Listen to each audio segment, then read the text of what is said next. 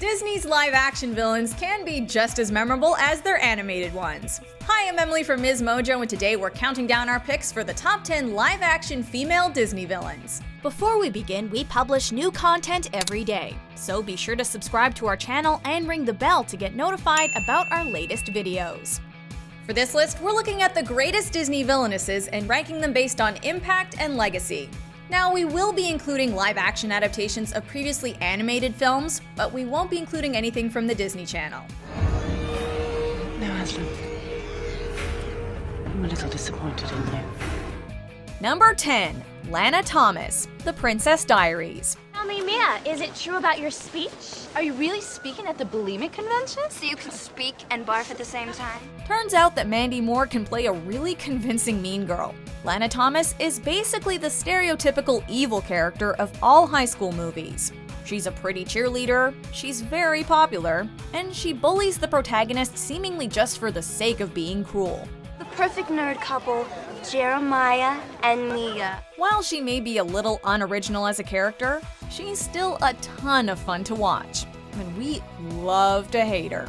Her incessant bullying allows her to be truly despicable, and we can't help but feel a smug sense of satisfaction when she gets ice cream smeared on her uniform. Only such a truly detestable character allows us to feel satisfaction when they are humiliated. Mrs. Gupta, did you see what she did to me? Oh, no, honey, I'm sorry. I was in a very important meeting. Number 9. Mombi, Return to Oz.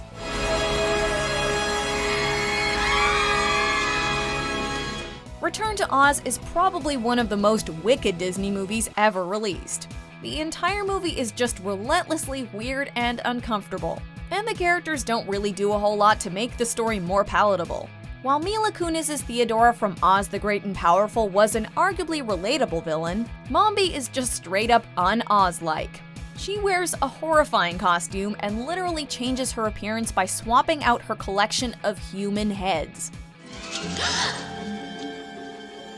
What do you think? The world of The Wizard of Oz is supposed to be magical and wondrous, and here it's anything but. Regardless, Mombi makes for a memorable villain precisely for this reason. And a witch with no magic is a miserable creature indeed. And that's a fact. Number 8. Louise Walker, Holes. This where you found it? Yes, ma'am. Dr. Pendansky, drive X-ray back to camp. Give him double shower tokens and a snack. Sigourney Weaver may typically play a badass sci-fi heroine, but she also makes for a mean and sadistic warden. Weaver imbues Walker with a charming facade before revealing her true horrifying nature in this adventure comedy drama. This involves working the children to exhaustion and poisoning her employees with rattlesnake venom. Her duality makes her interesting to watch, while her backstory, which involves relentlessly digging for a treasure chest as a child, makes her somewhat sympathetic. I'm tired of this, Grandpa. That's too damn bad! You keep digging! Weaver and the strong writing ensure that Walker is better than most villains written for children's stories. She's relatively complex, interesting for adults, and realistically dark. I might have drinking some. Thank you. May I have your canteen, please? Number 7. Lady Tremaine, Cinderella.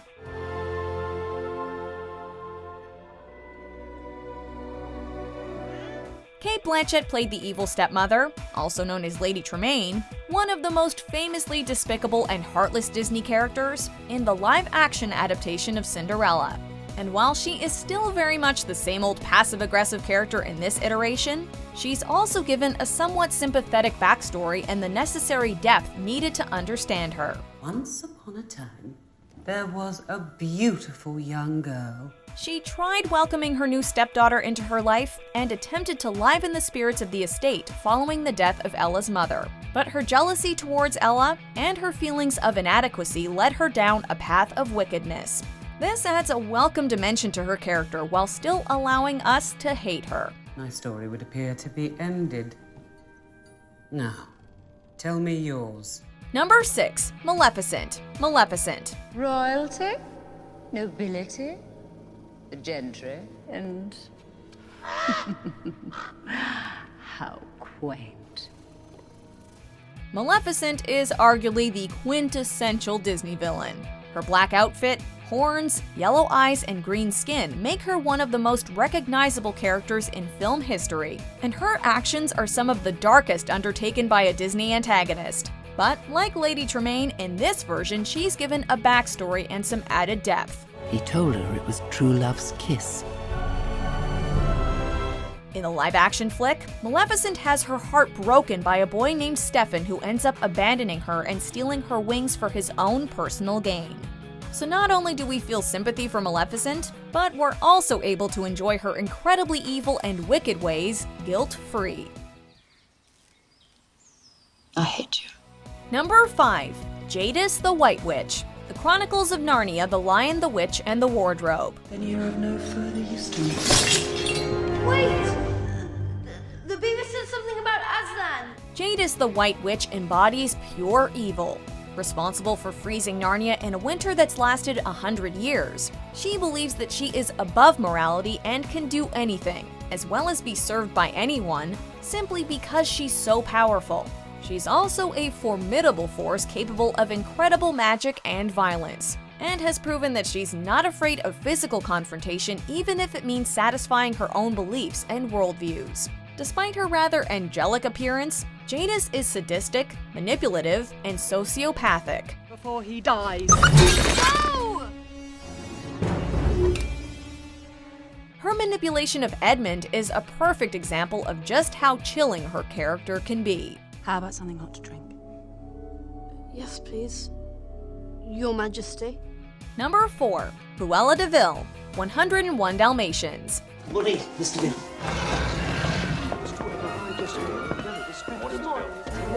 You may not have thought that a real actress could convincingly portray the massively fur-coated, skunk-haired Cruella de Vil, but Glenn Close did about as good a job as anyone could have possibly imagined.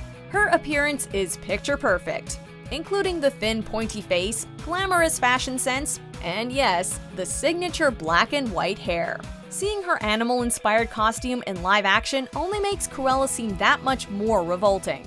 You were a big bad boy, weren't you, darling? The movie itself may not have been critically acclaimed, but Glenn Close was incredibly entertaining as one of Disney's most heartless and hateable characters.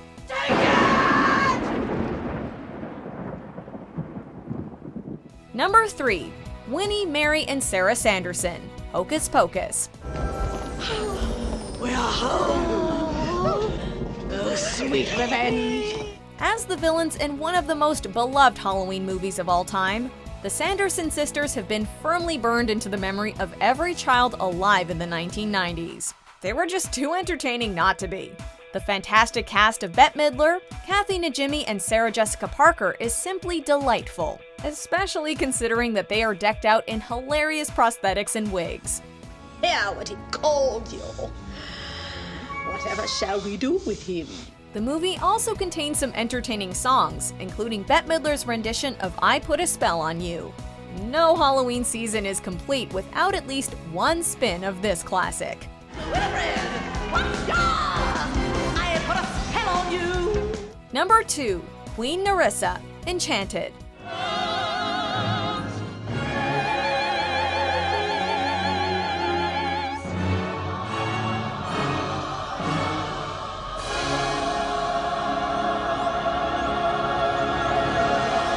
Enchanted is a much-loved Disney movie that effectively parodies their own tropes and conventions. It follows Giselle, a young princess-to-be who lives in a very typical Disneyland called Andalasia, ruled by Susan Sarandon's Queen Narissa.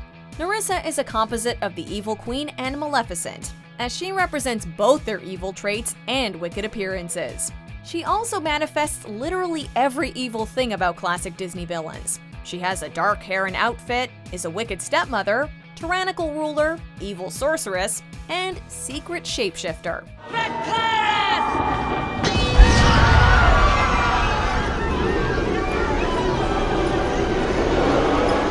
It's always enjoyable to see a company make fun of themselves, and Queen Narissa is the enjoyable embodiment of everything that's over the top and silly about traditional Disney villains. I guess that makes you the damsel in distress, huh, handsome? Keep up with me, dear. Before we take a look at the most killer female Disney baddie, let's take a look at these nefarious honorable mentions. Milady de Winter. Your Eminence.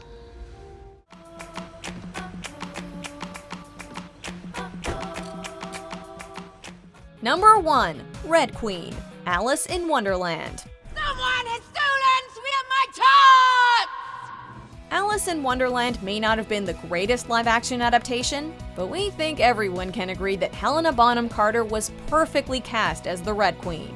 Bonham Carter is usually enjoyable as the antagonist, and her distinct personality and appearance shine through in Alice in Wonderland, despite the oversized head and over-the-top makeup. The Red Queen is tyrannical, easily irritated, and treats animals poorly, which makes her incredibly easy to despise. Oh, please, please don't. No, I've little ones to look after. Go to his house and collect the little ones. I like tadpoles on toast, almost as much as I love caviar. Meanwhile, her distinct physical appearance still manages to stand out in a movie full of bizarre visuals. That's saying something. In short, the Red Queen is an entertaining, dreadful, and unforgettable character that was as perfectly cast as it was acted. You can't ask for much more than that. My name is, idiot! Helena Bonham Carter is really good at making me hate her. I'm looking at you, Bellatrix Lestrange. Anyway, who's your favorite female Disney baddie? Let us know in the comments and subscribe to MsMojo.